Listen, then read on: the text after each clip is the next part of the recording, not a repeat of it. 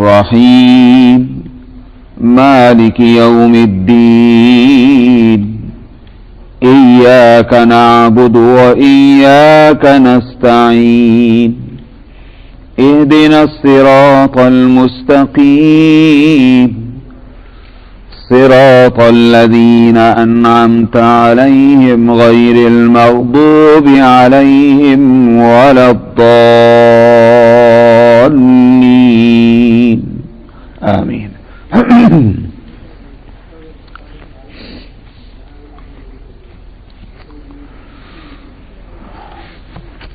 اللہ سبحانہ و تعالی کا دو لحاظ سے شکریہ ادا کرنا ہے. بڑی بات تو یہ ہے کہ قرآن پاک کے ساتھ زندگی کو کچھ اوقات لگانے کی توفیق عطا فرمائی. تلاوت قرآن ہو یا قرآن پاک کے سمجھنے اور سمجھانے کی صورت ہو، یہ اس کا احسان ہے، یہ اس کی نعمت ہے اور مہربانی ہے. اگر اس کی یہ مہربانی شامل حال نہ ہوتی تو ہم اور آپ اس بھری دنیا میں انہی لوگوں میں کھپ چکے ہوتے اور مل چکے ہوتے کہ جن کی زندگی گزر جاتی ہے اور قرآن شریف کی صورت تک دیکھنے کی نوبت نہیں آتی.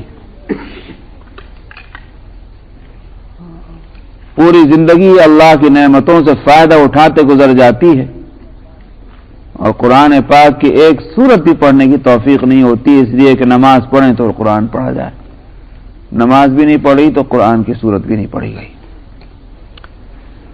تو اب اگر اللہ نے خواہی نہ خواہی ہم ایسے راستے پر ہیں کہ قرآن شریف پڑھ لیتے ہیں اور کچھ سمجھ لیتے ہیں، تو یہ اللہ کی دی ہوئی توفیق ہے، اس لیے اس کا شکریہ. بلا شبہ قرآن پاک کو جو لوگ سمجھ کر پڑھتے ہیں وہ اس یقین کو تو حاصل کر چکے ہوں گے کہ قرآن سے زیادہ لذیذ اور قرآن سے زیادہ دل لگانے والی کوئی چیز دنیا میں نہیں ہے. یہ ہماری غفلت ہے کہ ہم یہ یقین رکھتے ہوئے بھی پھر اور کاموں میں لگ جاتے ہیں. یہ بھی اللہ کی مہربانی ہے، ورنہ اگر قرآن کی اس نعمت کا اور لذت کا ہم وقت جو ہے 24 گھنٹے دل اور دماغ پہ تصور ہو جائے قائم، تو اس میں تو کوئی شک نہیں کہ زندگی تو مزیدار ہو جائے گی، مگر یہ کہ دنیا کا اور کوئی کام نہیں ہو سکتا. اس واسطے یہ غفلت بھی ایک لحاظ سے ٹھیک ہی ہے، مگر اتنی بھی نہیں کہ بس وہ رئیس الغافلین ہی ہو جائے، وہ اتنی بھی غفلت ٹھیک نہیں ہے. دوسری نعمت جو وقتی ہے وہ یہ کہ اللہ سبحانہ و تعالیٰ نے یہ توفیق دے کہ قرآن پاک کے پھر تفسیر قرآن اور درس قرآن کے ایک دوسرے دور کی ابتدا ہو رہی ہے اور رمضان کے پہلے ہفتے سے ہو رہی ہے. تو رمضان خود برکت والا مہینہ اور جس میں کہ قرآن اترا. تو رمضان میں قرآن اترنے کے تعلق سے جو خود اللہ سبحانہ و تعالیٰ نے قرآن پاک ہی میں اطلاع دی کہ شہر رمضان الذی انزل فیہ القرآن، کہ رمضان وہ مہینہ ہے کہ جس میں قرآن اترا ہے. اور دوسری جگہ ہے کہ انا انزلناہ فی لیلۃ القدر، کہ ہم نے اس کو لیلۃ القدر میں اتارا ہے. اور جو سیرت کی کتابوں میں ہم دیکھتے ہیں یا خود تفسیر کی کتابوں میں وہ معلوم ہوتا ہے کہ 23 برس لگے ہیں قرآن کو اترنے میں. تو کہاں ایک رات، کہاں رمضان کا مہینہ اور کہاں 23 برس. تو علماء یہی کہتے ہیں کہ دو معنی اس کے ہیں. ایک معنی تو یہ ہے کہ قرآن کا نزول دو اس کے مرحلے ہیں. ایک مرحلہ ہے اس کا لوح محفوظ سے آسمان دنیا پر نزول کا، اور دوسرا مرحلہ ہے آسمان دنیا سے نبی کریم صلی اللہ علیہ وسلم پر نزول کا. تو لوح محفوظ سے تو نزول وہ کر دیا گیا شب قدر میں، اور شب قدر ہے رمضان میں، تو مہینہ ہوا رمضان کا اور رات ہوئی قدر کی، اور اس کے بعد دوسرا نزول جو ہے وہ 23 برس میں ہے آسمان دنیا سے نبی کریم صلی اللہ علیہ وسلم کے اوپر۔ ایک مطلب تو یہ بتایا ہے، اور دوسرا مطلب مفسرین یہ بھی کہتے ہیں کہ لیلۃ القدر میں جو رمضان کے اندر ہے اس میں نزول کے معنی ہے ابتدا نزول کی، اور اس کے بعد چلا تو سلسلہ 23 برس تک چلا۔ ابتدا نزول کی اس کو بھی ظاہر ہے کہ نزول ہی کہیں گے کہ ہم نے قرآن کو نازل کیا ہے لیلۃ القدر میں۔ جہاں تک قرآن کا تعلق ہے اس کے معنی تو میں آگے بتلاؤں گا، لیکن قرآن جیسے یہ پورا قرآن ہے، اس کی ایک ایک آیت بھی قرآن ہے، سمجھا؟ یہ نہیں کہا جائے گا کہ یہ ایک آیت جو ہے یہ قرآن نہیں ہے جب تک کہ پوری آیتیں نہ مل جائیں۔ اسی وجہ سے ناپاکی کی حالت میں جیسے پورے قرآن کو ہاتھ لگانا، یا اس ناپاکی کی حالت میں جس سے غسل واجب ہوتا ہے، پورے قرآن کا یا قرآن کی ایک سورت کا پڑھنا ناجائز ہے، یہی معاملہ قرآن پاک کی ایک آیت کے ساتھ بھی ہے۔ قرآن پاک کی ایک آیت، اس کا ادب اور احترام ویسا ہی ہے جیسے پورے قرآن کا۔ ناپاکی کی حالت میں بھی اس کو چھو نہیں سکتے جیسے پورے قرآن کو نہیں چھو سکتے، اور ناپاکی کی حالت میں جس طرح پورے قرآن کو نہیں پڑھ سکتے جس سے غسل واجب ہوتا ہے، ایک آیت کو بھی نہیں پڑھ سکتے۔ ہاں ایگزمپشن ہے تو فقہاء نے جو اس سے مستثنا کیا ہے وہ ہماری سہولت کی وجہ سے 2 صورتوں کو مستثنا کیا۔ ایک تو یہ کہ آیت وہ ایسی ہے قرآن پاک کی کہ جس کو قرآن ہونے کی حیثیت سے بھی پڑھا جا سکتا ہے اور قرآن کی آیت ہونے کی نہ ہونے کی حیثیت سے بھی پڑھ سکتے ہیں۔ مثلا بسم اللہ الرحمن الرحیم، بسم اللہ الرحمن الرحیم قرآن شریف کی آیت بھی ہے، اور یہ برکت کے لیے بھی پڑھی جاتی ہے۔ نبی کریم صلی اللہ علیہ وسلم نے فرمایا تھا کہ کل امر ذی بال لم یبدأ فیہ بسم اللہ فہو اقطع، جس نے کسی اہم کام کو بسم اللہ کے ساتھ نہیں شروع کیا وہ کام جو ہے نامکمل ہے۔ ایسا ہے جیسے کسی کا ہاتھ کاٹ دیجئے، کسی کے دم کاٹ دیجئے، کسی نامکمل ہے۔ تو اب کوئی شخص وضو کر رہا ہے یا کوئی شخص کھانا کھا رہا ہے، بسم اللہ الرحمن الرحیم پڑھے، ظاہر ہے کہ یہاں بسم اللہ کا پڑھنا جو ہے وہ اس نیت سے کوئی نہیں کرتا کہ یہ قرآن شریف کی آیت ہے، بلکہ یہ کہ ایک برکت والی چیز اللہ کے رسول نے اس کے پڑھنے کی ہم کو ہدایت فرمائی، اور ہر حالت میں ہدایت کی۔ وہاں یوں نہیں فرمایا اس حالت میں پڑھنا اور اس حالت میں مت پڑھنا۔ یہ اسی طرح سے مثال کے طور پر کوئی شخص دعا مانگے ربنا اغفر لنا، تو اب ربنا اغفر لنا یا رب اغفر، یہ قرآن شریف کی آیتیں بھی، آیت کا ایک حصہ بھی ہے، یہاں تک کہ پوری آیت بھی پڑھ دیجیے۔ تو اگر آیت کی نیت ہے تو ناجائز ہے، اور اگر صرف دعا کے لیے تو اجازت ہو جائے گی، قرآن شریف کی آیت کی نیت نہیں۔ ایک ایگزمپشن تو یہ ہے، اور استثناء دوسرا یہ ہے کہ اگر کوئی ایسی کتاب ہے، چاہے وہ تفسیر کی ہو یا دین کی اور کوئی کتاب ہو، کہ جس کے اندر قرآن پاک کی آیتیں ہیں، تو اب دیکھنا یہ ہے کہ غالب حصہ قرآن پاک کی آیتوں کا ہے یا غالب حصہ جو ہے وہ قرآن پاک کی آیتوں کا نہیں بلکہ غیر قرآن کا ہے۔ اگر غالب حصہ قرآن کا ہے یا برابر ہے، جیسے یہ ترجمہ قرآن ہے، اس میں ایک سائڈ قرآن شریف کی آیتیں ہیں اور دوسرے سائڈ مثلا ترجمہ ہے یا اوپر اور نیچے ترجمہ ہو، اس کو یوں کہیں گے کہ جتنا قرآن ہے اتنا ہی اس میں غیر قرآن بھی ہے۔ تو اگر نصف نصف ہو یا قرآن کا حصہ زیادہ ہو اور غیر قرآن کا کم ہو تو وہ قرآن کے حکم میں ہوگا، اس کا ادب اور احترام وہی ہوگا جو قرآن کا ہے، چونکہ غلبے کا اعتبار ہے۔ اور اگر ایسی کتاب ہے چاہے وہ تفسیر کی کیوں نہ ہو کہ اس میں قرآن کی آیتیں کم ہیں اور بقیہ جو ہے وہ دوسری زبان کی چیزیں وہ زیادہ ہیں، تو فقہا نے اس کی اجازت دی ہے کہ اس صورت میں چونکہ غلبہ یہاں قرآن کا نہیں ہے، لہذا اس کو چھو بھی سکتے ہیں بغیر وضو کے اور اس کو پڑھ بھی سکتے ہیں۔ یہ رعایت فقہا نے کی۔ تو میں یہ عرض کر رہا تھا کہ قرآن شریف کی ہر آیت قرآن ہے، اس واسطے اگر شب قدر کے اندر وہ پہلی وحی نازل ہوئی ہو 5 آیتوں کی سورہ علق کی، تو یوں ہی کہا جائے گا کہ ہم نے قرآن کو شب قدر میں اتارا۔ وہاں یہ شبہ کرنے کی ضرورت نہیں کہ جب اللہ نے تو کہا قرآن اتارا تو پورا قرآن تھوڑی اترا ہوگا، اس لیے ہر آیت اس کی قرآن ہے۔ تو بہرحال یہ ایک دوسرا جواب ہے جو مفسرین نے دیا۔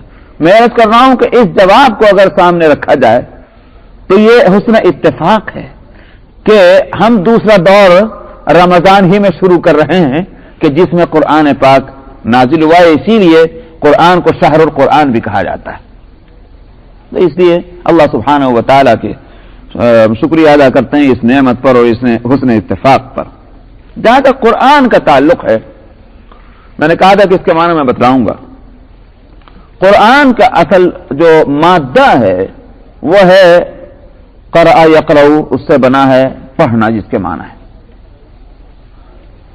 قرآن سپر فارم ہے، مبالغے کا صیغہ ہے، یعنی وہ چیز، وہ کتاب، وہ کلام جو بہت زیادہ پڑھا جاتا ہو، یہ ہے قرآن کے لغوی معنی۔ اور یہ واقعہ بھی ہے کہ شاید دنیا میں کوئی کتاب، آج کل تو بڑے ٹی وی پر آتے کہ فلاں کتاب جو ہے وہ دنیا میں سب سے زیادہ چھپنے والی کتاب ہے، فلاں ناول جو ہے وہ سب سے زیادہ خریدا جا رہا ہے۔ ارے بھائی خریدا جا رہا ہے کہ نہیں خریدا جا رہا ہے، مگر کوئی یہ کیوں نہیں کہتا ان میں سے ٹی وی پر اور ریڈیو پر کہ دنیا میں اگر کوئی کتاب سب سے زیادہ پڑھی جانے والی ہے اور سب سے زیادہ سمجھی جانے والی ہے اور سب سے زیادہ یاد کی جانے والی ہے تو وہ قرآن ہے۔ کوئی دنیا میں کتاب اس کے برابر کی نہیں ہے، نہ ہوئی نہ ہوگی۔ دوسری اور کتابوں کا تو حال یہ ہے کہ اپنے اپنے مذہبوں کے نام اپنے بغلوں میں دبائے پھر رہے ہیں، لیکن ان کے مذہب کی کتاب جو ہے اس کی حقیقت کیا ہے، کس زمانے میں یہ آئی اور کس نے اس کو لکھا، کچھ پتہ ہی نہیں۔ ایک پریسٹ ہے ہمارے یہاں کام کر رہا تھا، وہ پارٹ ٹائم بیچارہ وہ آ کے کام کر رہا ہے، ٹھیک ہے وہ کر رہا تھا۔ میں نے اسے پوچھا یہ تمہاری بائبل کیا چیز ہے؟ تو کیا مطلب؟ میں نے کہا بھائی اللہ میاں نے اتاری اس کو، تو کہنے لگے ہاں۔ میں نے کہا کہ اللہ میاں نے اگر اتاری ہوتی تو پھر اس میں یہ کیسے لکھا ہوتا کہ میں نے جو ہے وہ حضرت عیسیٰ وہاں گئے، مسیح وہاں گئے تھے، یوں بولے تھے، وہ بولے تھے۔ اللہ میاں کو یہ قصہ کہانی وہ کیسے سنائیں گے؟ میں نے ہاں یہ اصل میں ان کے شاگردوں نے، میں نے ان کے شاگردوں نے بھی نہیں، شاگردوں کے شاگردوں کی لکھی ہوئی میاں وہ کتاب کہاں چلی گئی جو اللہ نے اتاری تھی، جس کو تم لوگ گاسپل کہتے ہو، وہ کہاں گئی؟ تو اب گھوم گیا۔ میں نے تمہارے ہاتھ میں تو اللہ کی بھیجی ہوئی کتاب تک نہیں رہی۔ یہ وہ اسٹوریز ہیں، وہ کہانیاں ہیں جو حضرت عیسیٰ علیہ الصلوۃ والسلام کے تعلق سے ان کے شاگردوں کے شاگردوں نے اپنے استادوں سے سن سن کر لکھ دی۔ یہ ہے وہ بائبل، لیکن اصل کتاب تو تم اڑا گئے، وہ تو پتہ نہیں کہاں چلی گئی۔ تو لوگوں کے پاس آج کتابوں کے نام رہ گئے ہیں اور کتابوں کے کوئی ایک حصہ تک باقی نہیں۔ ہندوؤں سے جا کے پوچھ لیجئے بھائی تمہاری وید کس نے لکھی، کب لکھی گئی، سمجھ میں کن حالات میں لکھی گئی، ہے کوئی بتانے والا؟ کوئی نہیں۔ لیکن قرآن پاک کا معاملہ یہ ہے کون سی سورت کب اتری، کن حالات میں اتری، کیا واقعات پیش آئے، سب کچھ معلوم ہے، سب موجود ہے۔ تو قرآن پاک سب سے زیادہ پڑھی جانے والی دنیا کی ایک کتاب ہے، اس لیے اس کا نام قرآن ہونا بالکل صحیح۔ اور یہ نام ہمارا دیا ہوا نہیں، اللہ ہی میں کا دیا ہوا ہے۔ مصنف جو ہے صاحب کتاب، وہ جو نام اپنی کتاب کو دے گا وہی نام اصل نام ہے، سمجھ میں آیا؟ دوسرے پڑھنے والے کوئی بھی نام دیتے رہو، لیکن اصل نام وہ ہوگا جو کتاب والا اس کو دے رہا ہے۔ اس لیے کتاب والے نے خود اس کا نام رکھا اِنَّا أَنزَلْنَاهُ قُرْآنًا عَرَبِيًّا لَعَلَّكُمْ تَعْقِلُونَ۔ اور بھی قرآن شریف میں یہ کئی جگہ یہ نام آئے، قرآن قرآن، تو اللہ کا دیا ہوا یہ نام ہے، اس لیے سب سے زیادہ پڑھی جانے والی یہ کتاب ہے۔ جہاں تک اس قرآن پاک کے پڑھنے کا تعلق ہے، اس سلسلے میں ایک باتیں اور ذہن میں رہنی چاہیے، اور وہ یہ کہ اس قرآن پاک کے پڑھنے کے آداب ہیں، اور آداب یہ ہیں کہ ایک تو ناپاکی، ایسی ناپاکی کہ جس سے غسل واجب ہو، اس سے پاک ہونا چاہیے۔ اگرچہ امام بخاری نے اس کے خلاف رائے دی ہے، لیکن امام بخاری اس میں منفرد ہیں، اور فقہا جو ہیں، فقہا اربع، امام ابو حنیفہ، امام شافعی، امام مالک، امام احمد، ان کا مسلک یہ نہیں ہے، اور فقہی معاملات میں ائمہ کا اتفاق جو ہے اس پر امام بخاری کا اجتہاد غالب نہیں آ سکتا۔ جو لوگ ائمہ کی تقلید کو تو برا سمجھتے ہیں، لیکن امام بخاری کے آنکھ بند کر کے تقلید کرنا چاہتے ہیں، اور یہ سمجھتے ہیں کہ تقلید کا الزام ان پر نہیں آئے گا، یہ ایک دھوکہ ہے، تقلید کسی کی بھی ہو۔ اب اگر یہ کہ ان ائمہ کی تقلید بری ہے، باقی بخاری کی تقلید بری نہیں ہے، اس کا تو میرے پاس کوئی جواب نہیں۔ امام بخاری بلا شبہ مجتہد ہے، بہت اونچا مقام ہے امام بخاری کا، اس میں کوئی شبہ نہیں، حدیث کے فن میں بھی اور فقہ حدیث کے اندر بھی امام بخاری کا بہت اونچا مقام ہے، لیکن کسی کے اونچا مقام ہونے کا یہ معنی نہیں ہے کہ اب اس کے مقابلے میں کسی کی سنی نہیں جائے گی، یہ تو کبھی نہیں ہوا۔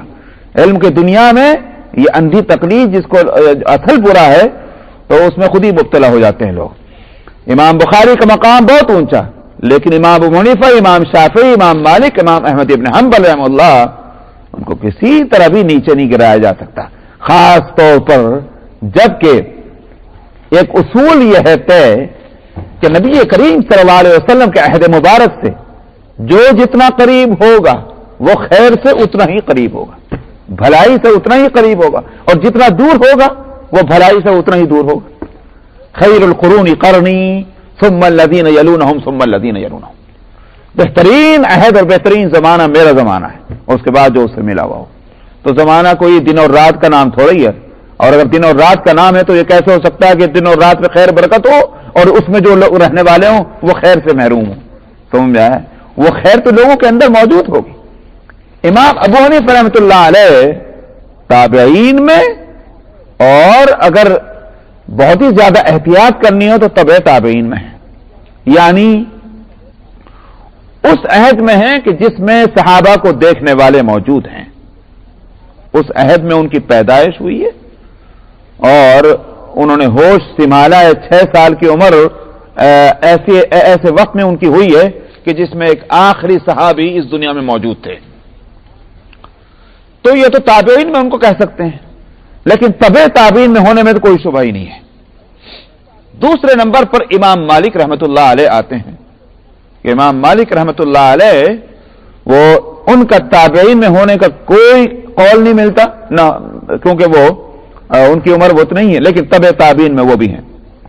ویسے بھی ان کا سلسلہ حدیث امام مالک کا، سبحان اللہ، وہ سلسلہ حدیث جو ہے وہ تو محدثین کے یہاں گولڈن چین ہے، جو ایک سلسلہ جو ان کا ہے کہ عن ابن شہاب عن نافع اور عن ابن عمر۔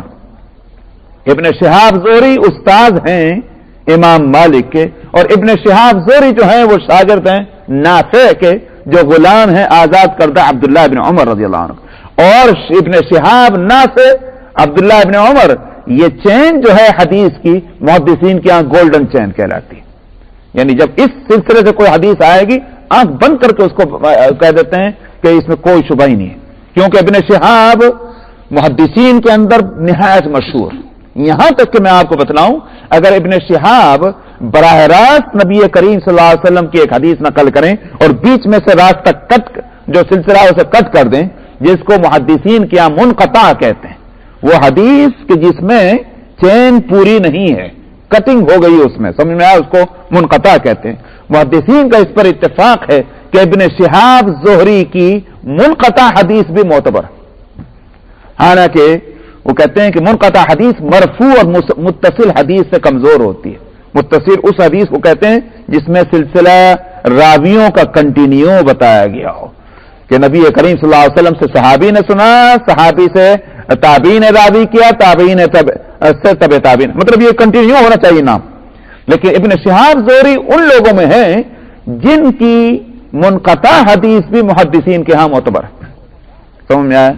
پھر ابن شہاب کے استاد نافع جو ہیں ان کا بھی زبردست مقام ہے محدثین کے ہاں، اور ابن عمر تو ان صحابہ میں ہیں کہ جن کو نبی کریم صلی اللہ علیہ وسلم کی بارگاہ سے ہی علم کی سند ملی ہوئی ہے، سمجھ اور فقہ کی سند ملی ہے۔ یہ نبی کریم صلی اللہ علیہ وسلم کے عہد میں ہی فتوی جن کو دینے کا اختیار تھا ان میں ابن عمر بھی ہیں۔ اس لیے فقہا کے یہاں 3 عبداللہ ہیں، عبادلہ ثلاثہ ان کو کہا جاتا ہے، ویسے 4 بھی، ایک عبداللہ ابن مسعود، ایک عبداللہ ابن عمر ابن خطاب، اور ایک عبداللہ ابن عمرو ابن العاص رضی اللہ عنہ، ان کو عبادلہ ثلاثہ کہا جاتا ہے۔ اور یہ کہتے ہیں کہ بھئی یہ تو صحابہ کے اندر یہ جو ہیں یہ تو ستارے ہیں، وہ تو تمام صحابہ ستارے ہیں، لیکن عبادلہ ثلاثہ جو ہیں صحابہ کے اندر علم شریعت اور فقہ اور حدیث کی مہارت کی وجہ سے ان کا مقام بہت اونچا ہے۔ تو بھلا بتائیے امام مالک جو شاگرد ہیں ابن شہاب کے اور ان سے روایت کرتے ہیں، ان کا مقام کیا نہ ہوگا جبکہ تبع تابعین میں ہے؟ اور پھر اس کے بعد آتا ہے درجہ امام شافعی رحمۃ اللہ علیہ کا۔ امام شافعی رحمۃ اللہ علیہ تبع تابعین میں تو نہیں مگر تبع تابعین کو دیکھنے والے امام مالک کے شاگرد ہیں۔ اور اس کے بعد امام احمد ابن حنبل کا اور امام بخاری کا زمانہ ایک ہے۔ میں عرض کرتا ہوں کہ امام ابو حنیفہ رحمۃ اللہ علیہ کی عظمت اور جلالت کے واسطے اور امام مالک کی عظمت کے واسطے یہی کافی ہے کہ وہ دور تابعین اور تبع تابعین کے اندر آئیں، اور سجائے کہ ان کا علم جو ہے بلا شبہ اتنا زبردست ہے کہ اگر اس سے فقہ حنفیت کو اور مالکیت کو ہٹا لیجئے تو میں عرض کرتا ہوں کہ یہ فقہ اسلامی جو ہے 1/3 رہ جائے گا، صرف 1/3 حنفی فقہ کی وہ بات ہے۔ آج ممکن ہی نہیں ہے کہ نظام عدالت کسی اسلامک کنٹری میں قائم کر دیے جائے، نظام عدالت، کورٹ سسٹم، اور فقہ حنفی سے اس میں استفادہ نہ ہو، ناممکن ہے ہی نہیں۔ کوئی کنٹری وہ نہیں ہے اسلام کی کہ جس نے خالصتاً اسلامی قانون کو لینا چاہو اور فقہ حنفی سے اس نے آنکھ موڑ لی ہو، ممکن نہیں ہے۔ یہ ہے کمال۔ تو اسی میں عرض کر رہا ہوں کہ امام ابو حنیفہ کا مقام بہت اونچا ہے۔ تو امام بخاری اس میں منفرد ہیں کہ وہ ناپاکی کی حالت میں قرآن شریف کی تلاوت کی اجازت تو دیتے ہیں، دوسرے فقہا نہیں دیتے۔ اس لیے ان کے پورے احترام کے باوجود ہم سمجھتے ہیں کہ دوسرے ائمہ جب ایک چیز پر اتفاق کر رہے ہیں ہمیں اس کو لینا چاہیے، اور پھر جبکہ وہ بات قرآن پاک کی عظمت سے میل کھانے والی بھی ہو۔ قرآن پاک کی عظمت جو ہے وہ بہت امپورٹنٹ ہے، بہت اہم ہے، سمجھ میں آیا؟ تو اس لیے ادب میں یہ ہے کہ پاک ہو کر کے قرآن پاک کو پڑھنا ہے۔ دوسری بات یہ کہ قرآن پاک کے پڑھنے کے وقت میں یہ تصور تو ہونا ضروری ہے کہ یہ قرآن اس ہستی کا کلام ہے کہ جو ہر وقت زندہ ہے، ہر وقت بیدار ہے، عظمت اور جلالت والی ہے، اور قدرت اور اختیار والی ہے، ساری چیز یہ تصور تو ہونا ضروری ہے۔ اس واسطے جب اس کا قرآن ہم پڑھ رہے ہوں گے، اس کا کلام ہم پڑھ رہے ہوں گے، کیسے ہو سکتا ہے کہ وہ ہماری طرف متوجہ نہ ہوگا اس وقت؟ میں ایک مثال میں دے دیتا ہوں سمجھنے کے لیے۔ مثلا آپ نے کوئی چھوٹی سی کتاب لکھ دی ہو اور میں اس کو پڑھنے بیٹھ جاؤں، آپ جب گزریں گے اور آپ دیکھیں گے کہ میں آپ کی لکھی کتاب پڑھ رہا ہوں، یہ بتائیے کہ آپ پر کیا کیفیت گزرے گی؟ سوچ کے بتائیے کیا کیفیت آپ پہ آئے گی؟ سمجھ میں آیا؟ آپ کہیں گے آئی ڈونٹ کیئر، یا آپ کے دل میں کوئی خیال پیدا ہوگا، کچھ طبیعت ادھر کو لپکے گی، کچھ میلان طبیعت کا ادھر ہوگا کہ جہاں آپ کی کتاب پڑھی جا رہی ہے. یہ ایک طبیعی چیز. اگر دنیا میں ہم یہ دیکھتے ہیں کیسے ہو سکتا ہے کہ قرآن پڑھا جائے اور اللہ سبحانہ و تعالی متوجہ نہ ہو؟ تو قرآن پڑھ رہے ہیں اور اللہ متوجہ ہیں، اور ہماری حالت یہ ہے کہ ہم جو ہیں وہ ایسی غفلت کے ساتھ قرآن پاک کو پڑھ رہے ہیں کہ کوئی ادب اور کوئی احترام جو ہے وہ ہمارے جسم کے کسی حصے سے ظاہر ہی نہ ہو. اسی واسطے فقہاء نے لکھا ہے مکروہ ہے ٹیک لگا کر بیٹھ کر قرآن شریف پڑھنا، ایسے انداز میں بیٹھ کر پڑھنا کہ جس سے معلوم ہوتا ہے کہ ادب اس کے دل میں نہیں تو جسم پر کہاں سے آئے گا. تو باوضو پڑھنا، قبلہ روح ہو کر پڑھنا، اور دل کے اندر ادب اور احترام اس کلام کا وہ پورے طور پر اس کا تصور کر کے، اور جب قرآن پاک کو پڑھنا. اور ہم لوگ تو جس ملک کے رہنے والے ہیں وہ تو ملک ہے ہی ویلیوز کا اور قدروں کا. سمجھ میں آیا؟ وہ ہے ہی وہ مشرقی قدریں جو ہیں وہ ویسے ہی نہیں بلکہ اس پر چھاپ پڑی ہے اسلام کی. وہ اسلام جو اللہ کا پسندیدہ مذہب ہے اس کی چھاپ پڑی ہے. اس بات سے ہمارے ہاں تو یہ ہے کہ بے ادب بے نصیب با ادب با نصیب، یہ ہمارے یہاں کی قدر یہی ہے. تو بے ادبی جو ہے وہ کسی چیز کی بھی برداشت نہیں، تو کلام اللہ کی بے ادبی کو کیسے برداشت کریں گے؟ کلام اللہ کی بے ادبی اللہ میاں کی بے ادبی ہو جاتی ہے. سمجھ میں آیا؟ اب دیکھ لیجیے آپ، یہودیوں نے آ کر کے نبی کریم صلی اللہ علیہ وسلم سے پوچھا، یہ جو آپ کہتے ہیں کہ آپ پر وہی اتری کون لے کے آیا ہے، کون لاتا ہے؟ یہ آئے گی آیت سورہ بقرہ میں، اس میں یہ پہلے ہی سپارے ہیں. آپ نے فرمایا جبریل. تو کہنے لگے خرمست ہے نا یہ، تو ہمیشہ کی طرف نے سرکشی اس بات سے کہنے لگے اوہ جبریل لائے، تب تو ہم اس کو ماننے والے نہیں، اس لیے کہ جبریل سے ہماری دشمنی پرانی. کیا کہ چلے گئے. بہت اچھی بات آپ نے فرمائی. آج بھی بعض لوگوں کو دیکھا ہوگا بڑے بڑے بزرگوں کی شان میں گستاخیاں کرنے کو بھی یہ اپنی کوئی بہت بڑی بات سمجھتے ہیں، ہم نے بہت بڑا کام کر لیا ساتھ. تو انہوں نے بھی کہا کہ اگر برا کہا جائے تو جبریل کو کیوں نہ کہا جائے، لہذا انہوں نے کہا کہ جبریل سے تمہاری دشمنی. یہ بات ایسی تھی کہ اللہ سبحانہ و تعالی نے اس کے لیے قرآن پاک کی آیت اتاری. قل من كان عدوا لجبريل فإنه نزله على قلبك بإذن الله مصدقا لما بين يديه وهدى وبشرى للمؤمنين.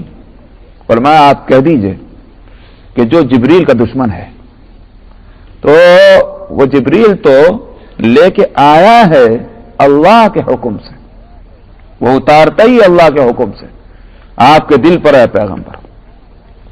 اور پھر شان یہ ہے کہ یہ تصدیق کرتا ہے پچھلی تمام کتابوں کی جس کو تم اپنے بغل میں دبائے پھر رہے ہو، اور ہدایت بھی ہے اور خوشخبری بھی ہے ایمان والوں کے واسطے. معلوم ہوا کہ جبریل اپنی ذات سے تو کچھ نہیں ہے، وہ تو ایک نمائندہ ہے، ریپریزنٹیٹیو ہیں. اللہ نے جب ان کو فرما دیا لے جاؤ وہ لے آتے ہیں، اس میں ان کا نہ کوئی قصور ہے نہ کوئی ان کی اچھائی ہے. نبی کریم صلی اللہ علیہ وسلم نے ایک موقع پر جبریل سے فرمایا، اور یہ اس وقت کی بات ہے جب چسکا لگ گیا تھا وحی کا، شروع میں تو بھاری ہو رہی تھی. انا سنلقی علیک قولا ثقیلا، خود اللہ میاں نے فرمایا تھا شروع کے اترنے والی سورتوں میں سورہ مزمل میں ہم بھاری قول اتار رہے ہیں، اور واقعی بھاری معلوم ہوتا تھا. اسی واسطے گیپ دے کر کے قرآن کو اتارا جا رہا تھا. ما انزلنا علیک القرآن لتشقى، ہم نے قرآن اس لیے نہیں اتارا کہ آپ کو مشقت میں ڈال دیں. تو اس سہولت کی وجہ سے تھوڑے دن گیپ دے کر قرآن اتارا جاتا تھا. لیکن جب چسکا لگ گیا تو اب یہ ہوا کہ آتے کیوں نہیں. تو ایک روز جبریل سے کہا تم دیر میں کیوں آتے ہو، ہمیں تو انتظار رہتا ہے، اس بات سے جلدی آیا کرو نا. تو اللہ میاں نے اس کا بھی وہاں جواب دیا اور کہا کہ یہ اپنے سے نہیں آتے، یہ تو ہمارے بھیجے سے آتے.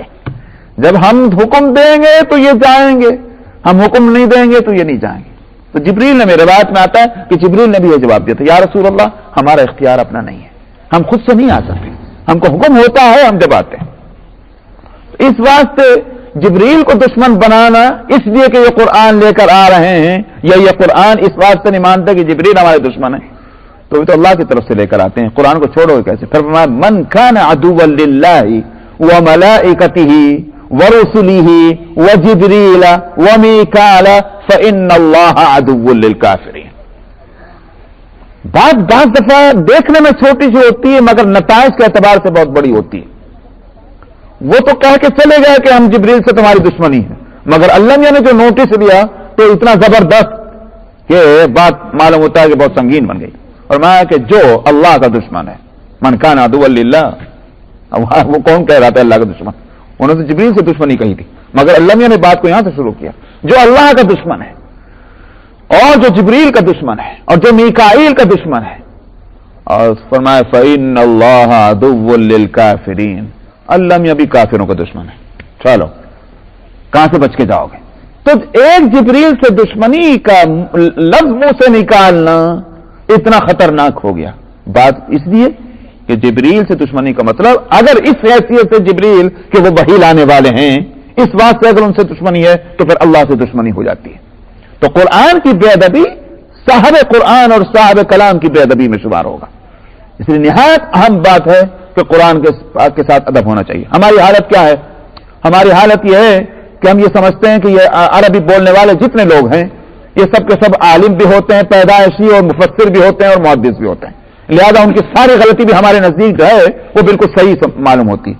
بھائی جہالت اور علم جو ہے وہ ماں کے پیٹ سے کسی کو علم ملنے والی نہیں ہے، کبھی نہیں ملا، چاہے وہ عرب میں ہو کہ عجم میں ہو۔ علم سیکھنے سے آتا ہے اور بزرگوں کی نظر سے آتا ہے۔ سمجھ میں آیا؟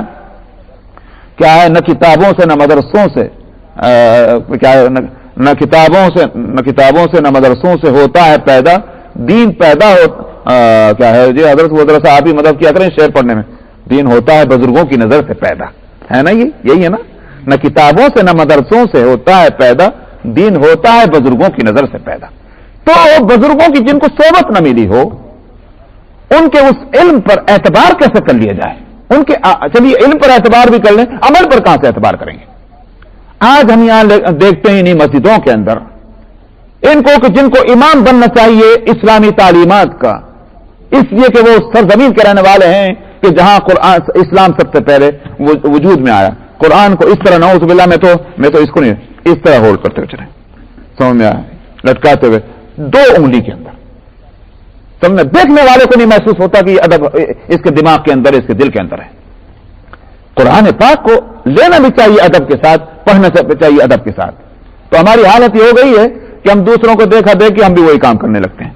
کبھی ہندوستان میں پاکستان میں ہمت نہیں ہوتی تھی وہ کام کرنے کی، سمجھا؟ یہاں ہم آئے تو ہم نے سوچا ہم بالکل ہی جاہلی تھے، ہم جاہلوں والے کام کر رہے تھے جو ادب کر رہے تھے، بے ادبی بھی بڑے کمال کی بات۔ تو یہاں بے ادبی کو ہم نے کمال سمجھ لیا۔ میں عرض کرتا ہوں قرآن پاک کو نہ پڑھنا ہو سکتا ہے اللہ کے معاف ہو جائے، بے ادبی معاف نہیں ہوگی۔ اس لیے ادب کا پورا لحاظ ہونا چاہیے قرآن پاک کے۔ تو ایک ادب تو یہ ہے کہ پاک ہوں اور دل میں وہ ادب عظمت اور احترام ہونا چاہیے۔ دوسری بات یہ ہے کہ قرآن پاک کے تعلق سے خود جو ایک ادب اللہ سبحانہ و تعالی نے فرمایا وہ یہ ہے کہ جب قرآن پڑھا جائے تو اس سے پہلے اعوذ باللہ من الشیطان الرجیم پڑھی جائے۔ اذا قرأت القرآن فاستعذ باللہ من الشیطان الرجیم۔ جب قرآن پڑھیں تو تم استعاذہ کرو، پناہ چاہو اللہ کی شیطان رجیم سے۔ تو اس میں 2 باتیں ہیں، ایک تو یہ کن لفظوں سے پڑھا جائے، تو فقہا کا اس پر تو اتفاق ہے کہ بھائی کسی لفظ سے پڑھ لو حکم کی تعمیل تو ہو جائے گی۔ اعوذ باللہ بھی پڑھ لو، خالی استعیذ باللہ پڑھ لو، من الشیطان الرجیم کہو، یا من السمیع العلیم من الشیطان الرجیم وغیرہ جو بھی کچھ کہو، جن لفظوں کے ساتھ بھی استعاذہ کیا جائے گا، اللہ کی پناہ چاہی جائے گی شیطان سے، تو اللہ کے حکم کی تعمیر ہو جائے گی۔ اس پر تو سب کا اتفاق ہے۔ اب مسئلہ ہے فضیلت کا، فضیلت کن الفاظ کی ہے؟ امام احمد ابن حنبل رحمۃ اللہ علیہ تو اس طرف گئے ہیں کہ فضیلت ہے اعوذ باللہ السمیع العلیم من الشیطان الرجیم، ان الفاظ کی۔ ان کے پاس آیت ہے قرآن شریف کی وَإِمَّا يَنزَغَنَّكَ مِنَ الشَّيْطَانِ نَزْغٌ فَاسْتَعِذْ بِاللَّهِ إِنَّهُ هُوَ السَّمِيعُ الْعَلِيمُ. سمجھا کہ جب تم کو شیطان جو ہے ورغل آئے تو تم اللہ کی پناہ چاہو اس لیے کہ وہ سننے والا اور جاننے والا ہے. شیطان رجیم تو فاستعذ انہ هو السمیع العلیم سے انہوں نے کہا اعوذ باللہ السمیع العلیم من الشیطان الرجیم. امام ابو حنیفہ رحمۃ اللہ علیہ کہتے ہیں فضیلت جو ہے وہ ہے ان الفاظ کو اعوذ باللہ من الشیطان الرجیم. ان کی دلیل قرآن شریف کی یہ آیت کہ جب تم قرآن کو پڑھو تو فاستعذ باللہ من الشیطان الرجیم، تو انہوں نے اسی پورے لفظ کو لے لیا استعیذ کو بجائے اعوذ، اس لیے کہ یہی ثابت ہے اعوذ باللہ من الشیطان الرجیم. تو قرآن شریف کی آیتیں تو دونوں کے سامنے ہیں، مگر بہرحال یہ کہ امام ابو حنیفہ رحمۃ اللہ علیہ براہ راست اس آیت کو حجت بنا رہے ہیں کہ جس میں قرآن پاک کے پڑھنے کے وقت جس اعوذ باللہ کے پڑھنے کی ہدایت ہے. اس واسطے دنیا میں اکثریت اعوذ باللہ کو اسی طرح پڑھنے کی ہے. ایک مسئلہ یہ ہوگا. دوسری بات یہ ہے کہ جیسے میں نے شروع میں کہا تھا کہ قرآن ایک آیت بھی ہے، قرآن ایک سورت بھی ہے، اور قرآن پورا یہ جو ہے 30 سپارے سب قرآن ہے. اسی واسطے اگر ایک آیت بھی پڑھی جا رہی ہے قرآن شریف کی، قرآن ہونے کی حیثیت سے اعوذ باللہ وہاں پڑھی جائے گی، اس لیے کہ وہ قرآن ہے اور اللہ نے حکم دیا کہ جب قرآن پڑھو تو استعاذہ کرو. تیسری بات یہاں یہ بھی بتا دوں کہ بعض لوگ اس اعوذ باللہ کو جو ہے وہ اور جگہ بھی پڑھ لیتے ہیں. وہ اپنا اجتہاد ہوگا، مطلب یہ میں یہ نہیں کہتا کہ ناجائز کر رہے غلط کر رہے، لیکن وہ ثابت نہیں ہے. ثابت جو ہے وہ اعوذ باللہ کا پڑھنا صرف قرآن شریف کے لیے ہے، یہ قرآن پاک کی خصوصیت ہے. ہاں اور چیزوں کے لیے بسم اللہ پڑھی جائے گی، سمجھ میں آیا؟ تو مثلا نماز ہے، اب نماز سے پہلے کوئی شخص اللہ اکبر کہنے سے پہلے اعوذ باللہ من الشیطان الرجیم بسم اللہ الرحمن الرحیم اللہ اکبر نہیں، اور جو اس کو صحیح سمجھے گا وہ پھر بدعت ہو جائے گی. بدعت کہتے ہی اس کو ہیں کہ جو چیز ہم کرنے جا رہے ہیں، جن تقاضوں کی وجہ سے ہم کرنے جا رہے ہیں وہ تقاضے اس دور میں موجود تھے پھر نہیں کیا گیا. ہم تھوڑی کہ نبی سے آگے بڑھ جائیں گے، سمجھ میں آیا؟ نعوذ باللہ، کیا ہماری نظر جہاں جا رہی نبی کی نظر نہیں گئی وہاں صلی اللہ علیہ وسلم؟ اس واسطے اگر ہر جگہ اعوذ باللہ کا پڑھنا درست ہوتا تو نبی کریم صلی اللہ علیہ وسلم پڑھتے، صحابہ پڑھتے. تو اس واسطے میں نے کہا کہ اس کو دین نہیں کہا جائے گا. ہاں پڑھ لیا تو یہ بھی نہیں کہہ سکتا کہ میں ناجائز ہے، ہاں اس کو ضروری نہیں سمجھیں گے. ہم بسم اللہ کا پڑھنا ہر جگہ ہے، الا یہ کہ بعض وہ مقامات ہیں کہ جہاں شیطان کا مطلب یہ کہ اچھا دورہ ہے تو وہاں اس سے پناہ چاہنے کو کہا گیا، مگر وہاں بھی اعوذ باللہ کے الفاظ اس طرح نہیں ہیں. نبی کریم صلی اللہ علیہ وسلم سے جو وہاں استعاذہ ثابت ہے وہ اس طرح نہیں جس طرح سے قرآن شریف کے پڑھنے کے وقت میں. یہی کمال ہے، دیکھیں یہاں سے بھی ادب مل رہا ہے. مثلا بیت الخلاء میں جب آپ جائیں واش روم میں، تو واش روم میں جاتے وقت میں آپ نبی کریم صلی اللہ علیہ وسلم کی سنت ہم کو کیا معلوم ہوتی؟ اللہم انی اعوذ بک من الخبث والخبائث، اے اللہ میں آپ کی پناہ چاہتا ہوں گندی چیزوں سے اور گندگیوں سے. اللہم انی اعوذ بک تو کہا، وہاں یوں نہیں کہا اعوذ باللہ من الشیطان الرجیم. کیوں؟ اس لیے کہ وہ خصوصیت ہے قرآن پاک کی. تو یہ نہ ہو جائے برابر نہ ہو جائے معاملہ، قرآن کا امتیاز رہنا چاہیے باقی. تو اس لیے میں عرض کر رہا ہوں کہ شیطان سے پناہ چاہنے کی گویا سنتیں ہیں ہمارے سامنے دوسرے ایسے مقامات پر کہ جہاں شیطان کا عمل دخل ہے، مگر یہ کہ اعوذ باللہ کے ساتھ نہیں. بسم اللہ ہر جگہ پڑھنی چاہیے. تو ایک تو یہ ہوا کہ اعوذ باللہ پڑھنا ہے، ہر آیت کے پڑھنے کے وقت میں پڑھنا ہے، اور غیر قرآن کے ساتھ اعوذ باللہ نہیں. تیسری بات یہ ہے کہ تلاوت جب شروع کریں گے، اب دو صورتیں ہیں، یہ تو آپ کر رہے ہیں کسی سورت سے اور یہ آپ کر رہے ہیں درمیان سورت سے. اگر تلاوت شروع ہو رہی ہے اعوذ باللہ تو ہر سورت میں پڑھنی، کوئی اس میں وہ نہیں کہ سورت سے پڑھنے میں پڑھیں گے اور بغیر سورت کے جو ہے درمیان سورت سے. اس لیے میں نے کہا کہ جب قرآن ہر آیت کا نام ہر آیت کو قرآن کہیں گے تو جہاں سے بھی پڑھیں گے. یہاں تک کہ اگر کوئی شخص تلاوت قرآن کر رہا تھا اور درمیان میں چاہے 30 سیکنڈ ہی کے لیے کیوں نہ ہو 30 سیکنڈ کے لیے کوئی دوسرا کام ایسا جو غیر قرآن ہے وہ کرنے بیٹھ گیا، یہاں تک کہ کسی کا السلام علیکم کا جواب ہی دے دیا، وعلیکم السلام، یا اور کچھ نہیں تو کسی کوئی بات کہہ رہا تو اس نے کان لگا کے سن ہی دیا. تو غیر قرآن میں مشغولیت تلاوت کے دوران اگر جتنے مختصر سے مختصر وقت کے لیے ہو گئی اور وہ کنٹینیویشن باقی نہیں رہا، ایک تو سانس لینا، تو جب آیت ختم ہوگی تو سانس تو لے گا، بغیر ایک ہی سانس میں پورا قرآن تو نہیں پڑھا جا سکتا، تو وہ تو ایک طبعی چیز ہے. لیکن یہ کہ بے ضرور قرآن کی تلاوت کی ضرورت کے بغیر جو رکنا ہے، وہ رکنے کے بعد پھر جب قرآن شریف پڑھا جائے گا اعوذ باللہ پھر بھی پڑھی جائے گی، کیونکہ تلاوت جو ہے وہ منقطع ہو گئی تھی، کٹ گئی تھی، ڈسکنٹینیو ہوئی تھی. اب نئے سرے سے پڑھنا ہے تو اعوذ باللہ پھر پڑھی جائے گی. تلاوت کے جو آداب ہیں وہ پھر نئے سرے سے آ جائیں گے. تو ایک ادب تو یہ ہے کہ اعوذ باللہ پڑھنے کے تعلق. دوسرا ہے بسم اللہ کا مسئلہ، کہ بسم اللہ الرحمن الرحیم وہ اس کو پڑھا جائے گا، مگر اس کے پڑھنے کی دو حیثیتیں. ایک تو یہ کہ جہاں سے بھی پڑھو قرآن شریف، سورت سے پڑھو کہ درمیان سورت سے پڑھو، ایک تو بسم اللہ کا وہ پڑھنا ہے، بے شک پڑھنا چاہیے. کیوں؟ اس واسطے کہ میں نے حدیث سنائی تھی، کل امر ذی بال لم یبدا فیہ بسم اللہ فوقتا، کوئی بھی اہم کام جب کیا جائے بغیر بسم اللہ کے وہ نامکمل ہے. قرآن سے پڑھ کر اور کہاں اہم کام کون سا ہوگا؟ اس لیے قرآن پاک کہیں سے بھی شروع کیا جائے تو ایک تو اس لحاظ سے بسم اللہ کا پڑھنا ہے کہ برکت کے.